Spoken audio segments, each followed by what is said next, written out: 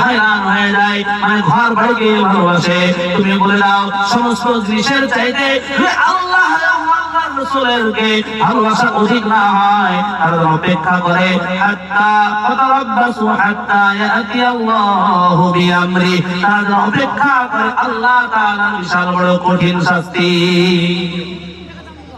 তার মানে এখান থেকে বোঝা যায় সমস্ত জিনিসের চাইতে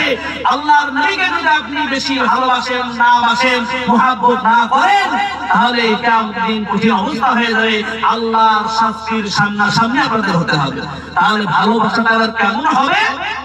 ভালোবাসা কেমন হবে এবার আপনাদের ভালোবাসা সাহাবায়ে কেরামরা কেমন ভালোবেসেছেন সেই কথা আপনাদেরকে বলবো ইনশাআল্লাহ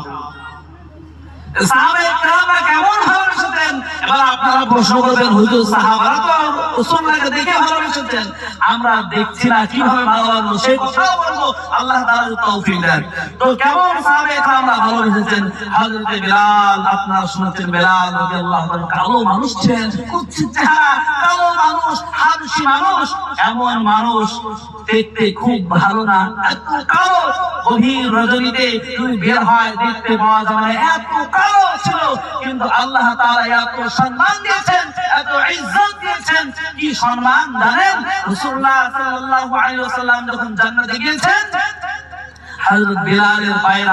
আওয়াজ পেয়েছেন কাছের মানুষের আওয়াজ কিন্তু বোঝা যায় আল্লাহর নবী সাল্লাল্লাহু আলাইহি ওয়াসাল্লাম জিবরাইলকে জিজ্ঞাসা করলেন ও জিবরাইল কে জান্নাতের মধ্যে ঢুকছে কে যেন হেঁটে বেড়ায় আওয়াজ পায় কে আল্লাহর নবী সাল্লাল্লাহু আলাইহি ওয়াসাল্লামকে জিবরাইল বলছেন ইয়া রাসূলুল্লাহ আল্লাহ তাআলা আপনার একজন সাহাবীর উপরে এত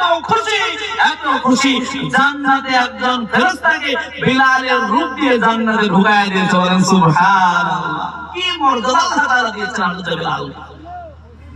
আল্লাহর নবীর মৃত্যুর পরে হযরত বিলাল পাগল হয়ে গেছেন কয়েকদিন থাকার পর সেই জায়গায় থেকে তিনি সিরিয়ায় চলে গেলেন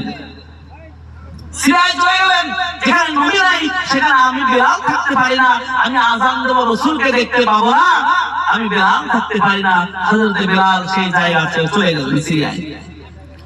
কিছুদিন পর হযরত বিলালকে স্বপ্ন দেখা হলো ও বিলাল তুমি বড় নিষ্ঠুর ও বিলাল তুমি মদিনা ছেড়ে কেন চলে আসলে রে বিলাল ও বিলাল তোমার কি একবার আমার রোজার কাছে আসতে মন চায় না রে বিলাল